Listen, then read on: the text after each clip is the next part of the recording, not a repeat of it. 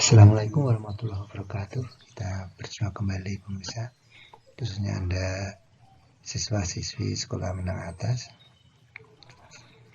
Kali ini kita membahas tentang pertumbuhan dan perkembangan bagian 2. Ini melanjutkan pembahasan bagian pertama ya. Bagian pertama dulu kita membahas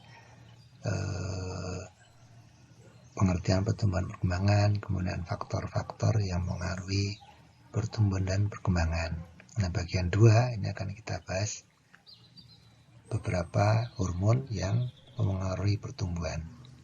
Bagi Anda yang belum menyaksikan bagian pertama, bisa menyaksikan video saya yang sudah ada ya, lanjutan dari untuk dilanjutkan di bagian kedua ini.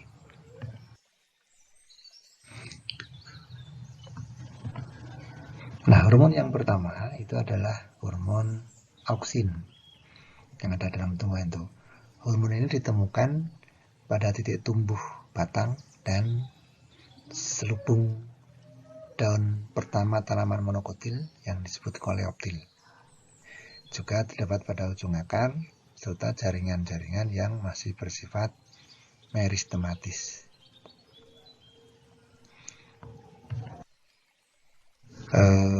Ilustrasi konsentrasi auksin ya, yang sebelah kiri ini adalah konsentrasi auksin dari mulai ujung batang sampai ujung akar. Ternyata konsentrasi auksin itu tidak sama ya di seluruh tubuh tumbuhan. Kita lihat yang paling tinggi di ujung batang, ini konsentrasinya paling tinggi.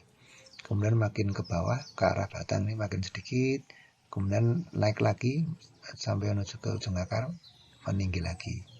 Tetapi di ujung akar ini masih kalah konsentrasinya dibanding di ujung batang.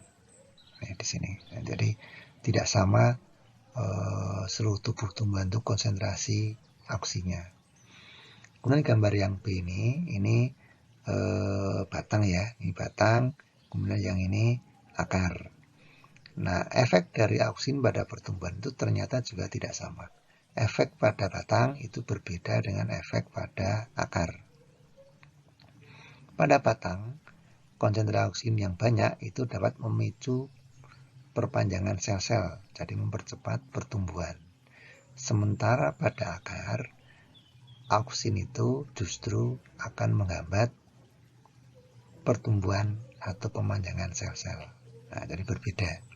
Jadi akan menghambat. Jadi akar itu tidak perlu konsentrasi auksin yang banyak.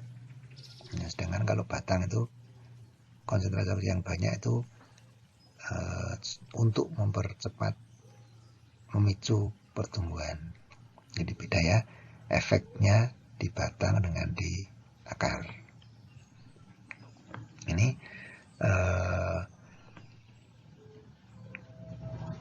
ilustrasi tentang auksin di tubuh tumbuhan.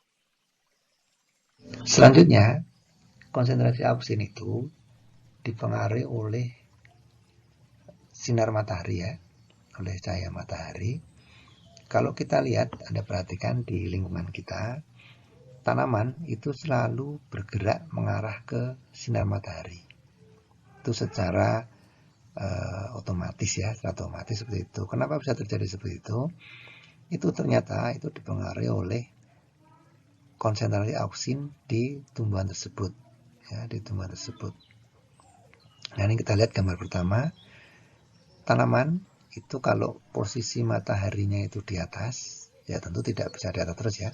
Artinya dalam satu hari siang ya, itu mendapat sinar matahari yang sama di bagian kiri dan kanan, maka dia akan tumbuh lurus ke atas. Akan tumbuh lurus ke atas. Seperti ini. Nah, ini kenapa terjadi seperti itu? Karena konsentrasi auksin di sisi kiri dan kanan batang itu seimbang.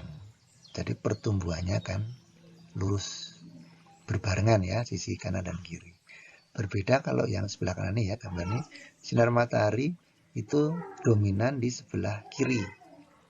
Mungkin kalau di contoh di sekitar kita mungkin tanaman yang letaknya di dekat dinding rumah gitu ya misalnya. Sehingga itu kan sinar matahari mati di satu sisi. Nah itu nanti akan mengaruhi pertumbuhan. Nah kita lihat ini ya sinar matahari di sini, maka tanaman ini akan tumbuh berbelok ke kiri, mengarah ke sinar matahari. Nah kenapa bisa seperti itu? Sebetulnya ini dipengaruhi oleh konsentrasi auksin. Konsentrasi auksin itu di sebelah kiri yang sini dengan sebelah kanan itu berbeda. Yang namanya hormon auksin itu kalau kena sinar matahari dia akan terurai ya kalau kena sinar matahari. Nah oleh karena itu konsentrasi auksin di sebelah kiri, batang sebelah kiri itu lebih sedikit dibandingkan konsentrasi auksin di sisi batang sebelah kanan. Nah karena perbedaan inilah maka pertumbuhan batang sebelah kiri lebih lambat daripada pertumbuhan sel-sel batang di sebelah kanan. Nah seperti itu karena yang karena lebih cepat tentunya akan berbelok seperti ini. Nah ini mengarah ke sinar matahari. Itu kenapa batang itu selalu mengarah ke sinar matahari. Sekali lagi karena dipengaruhi oleh konsentrasi auksin yang berbeda di batang sebelah kiri dan batang sebelah kanan. Yang sebelah kanan lebih banyak auksinya sehingga pertumbuhannya lebih cepat. Di sebelah kiri auksinya lebih sedikit karena terurai ya kena cahaya matahari sehingga pertumbuhannya lebih lambat.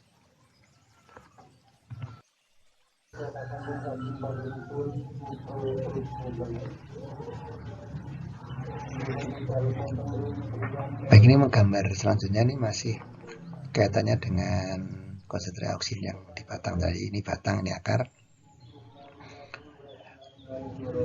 Batang yang tadinya lurus mendatar, misalnya tumbuhnya tiba-tiba dia mendatar seperti ini ya, maka dia nanti akan berbelok ke atas seperti ini. Kenapa? Ini juga karena pengaruh faktor konsentrasi auksin yang berbeda pada sisi batang sebelah bawah dengan konsentrasi auksin di batang sebelah atas. Nah ini bisa ada dua penyebab kenapa konsentrasi auksin di sisi batang sebelah bawah lebih banyak daripada sisi batang sebelah atas. Yang pertama faktor sinar matahari juga bisa. Jadi misalnya di atas ini ada sinar matahari, kan sinarnya kena sisi batang sebelah atas ya. Sisi batang sebelah bawah tidak kena sinar matahari. Tentu ini akan menyebabkan konsentrasi auksin di sisi batang sebelah atas lebih sedikit karena terurai tadi ya, kena sinar matahari. Sedangkan yang bawah yang tidak terkena sinar matahari konsentrasi auksinnya lebih banyak. Nah karena konsentrasi sisi sebelah bawah sini lebih banyak, tentunya nih pertumbuhannya lebih cepat daripada yang sebelah atas. Otomatis ini batangnya akan berbelok ke atas. Ini seperti itu. Nanti kalau sudah seperti ini, sinar mataharinya kan tetap di atas ini ya, maka dia akan tumbuh lurus. Itu faktor yang pertama karena sinar matahari. Faktor yang kedua bisa juga karena ada gaya gravitasi. Berat ini ya. Jadi berat di sini sinar gravitasi menyebabkan auksinya itu lebih mengumpul di sisi batang sebelah bawah daripada sisi batang sebelah atas. Nah kembali tadi kalau sisi bawah lebih banyak auksinya, pertumbuhannya lebih cepat dibanding yang sebelah atas, sehingga nanti akan berbelok pertumbuhannya. Tuh, ini yang posisi batang seperti ini. Nah, kita akan singgung sedikit tentang efek di akar. Ini tidak ada ilustrasinya, tapi akan saya terangkan di sini. Di akar itu efek auksin berbeda dengan efek di batang. Kalau di batang itu konsentrasi auksin yang banyak mempercepat pertumbuhan, tapi di akar konsentrasi akar yang banyak justru akan menghambat pertumbuhan. Nah misalnya seperti ini akar ya, akar yang agak miring ini. Nah kenapa akar itu selalu mengarah ke bawah? Karena seperti ini, konsentrasi auksin di sebelah atas ya, sisi akar sebelah atas itu lebih sedikit daripada konsentrasi auksin di sisi akar sebelah bawah. Kenapa? Karena ini pengaruhnya adalah gravitasi tadi. Kalau ini pengaruhnya bukan sinar matahari tapi gravitasi, karena kan akar tutup di tanah ya, namanya seperti ini. Nah, karena konsentrasi oksigen di sebelah bawah lebih banyak, justru pertumbuhannya lebih lambat dibandingkan sisi akar sebelah atas, karena konsentrasi oksigen lebih sedikit, gitu ya. Jadi ini memang kebalikan dari pengaruh pada batang, seperti itu. Karena ini lebih cepat sebelah sisi atas ya, maka tentu akan berbelok ke bawah, belok ke bawah, karena yang sisi bawah itu pertumbuhannya lebih lambat daripada yang sebelah atas. Nah, itu seperti itu efek auksin bagi pertumbuhan, khususnya pada batang dan akar. Kita lanjutkan. Fungsi auksin secara umum itu ada beberapa ya, selain spesifik yang tadi itu. Yang pertama itu untuk perkembangan buah. Pada waktu biji matang berkembang, biji mengeluarkan auksin ke bagian-bagian bunga sehingga merangsang pembentukan buah. Jadi kalau sudah terjadi penyembukan, kemudian terjadi fertilisasi atau pembuahan, kemudian terbentuk biji, maka biji itu akan mengeluarkan auksin untuk membentuk buah. Pemberian auksin pada bunga yang tidak diserbuki akan merangsang perkembangan buah tanpa biji yang disebut dengan partenokarpi. Jadi terbentuknya buah tanpa penyerbukan itu disebut sebagai partenokarpi. Nah, ini kita mengenal buah-buah yang tanpa biji, misalnya semangka itu ya, itu ada semangka tanpa biji. Itu proses partenokarpi. Kemudian fungsi auksin yang lain adalah menentukan dominansi apikal. Apa itu dominansi apikal?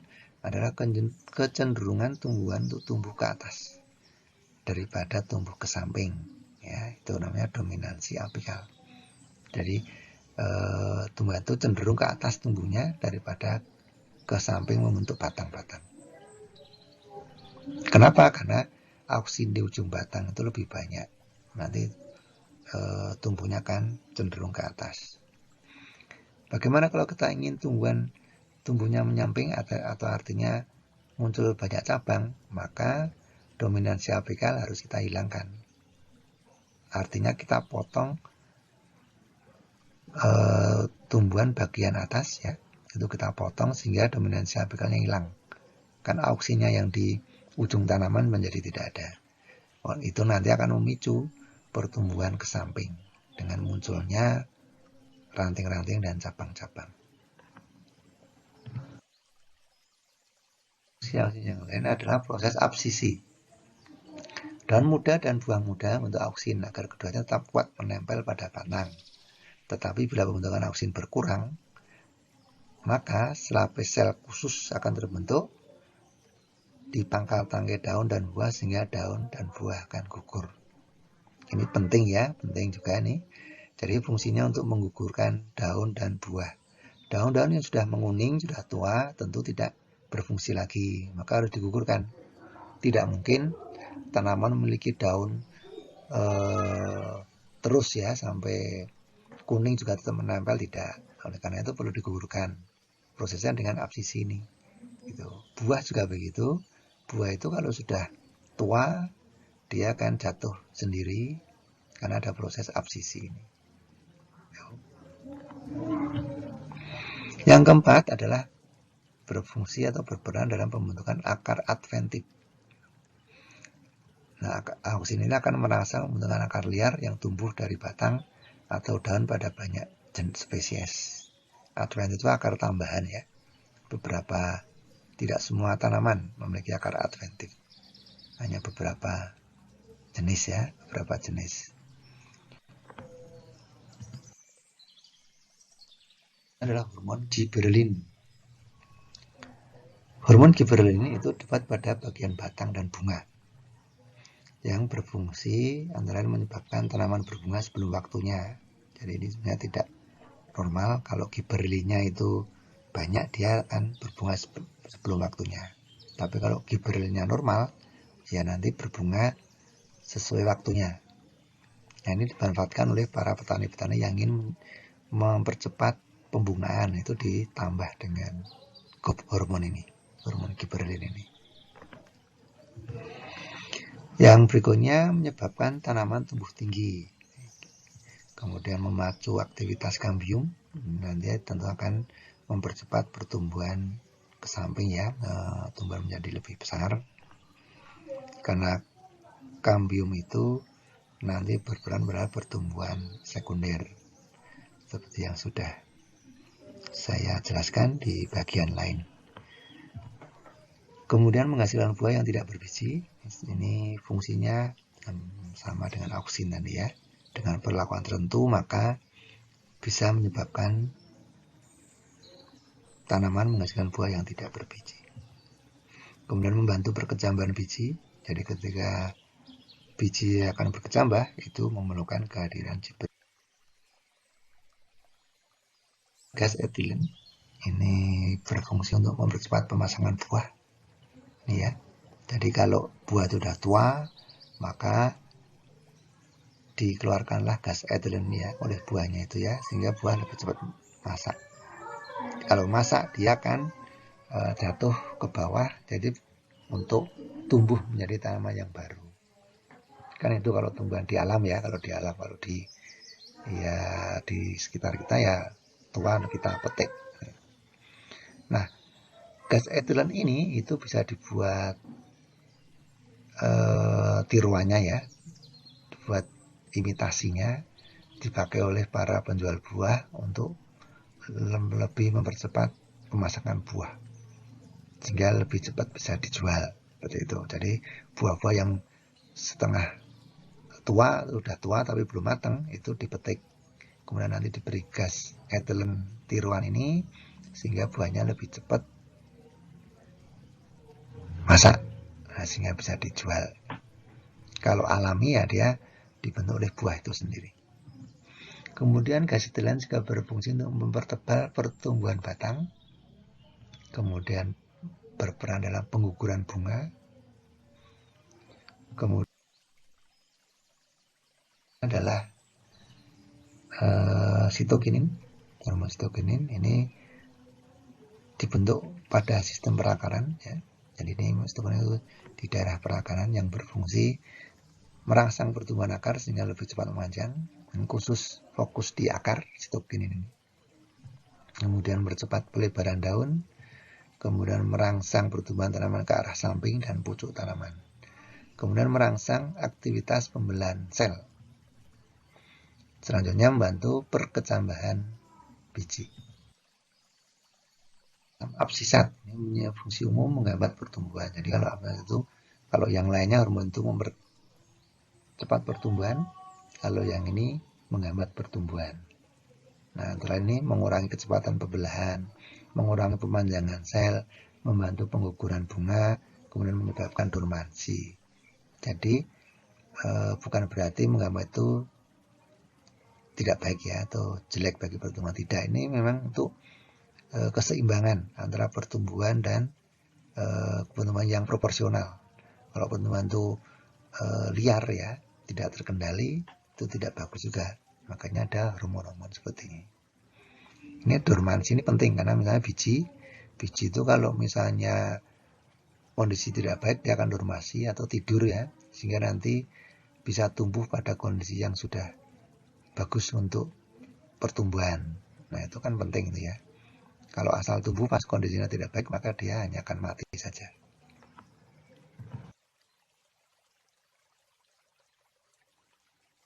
Baik, demikian pembahasan kita kali ini. Kita akan berjumpa dengan video yang lain dan pembahasan yang berbeda juga. Terima kasih atas perhatiannya. Assalamualaikum warahmatullahi wabarakatuh.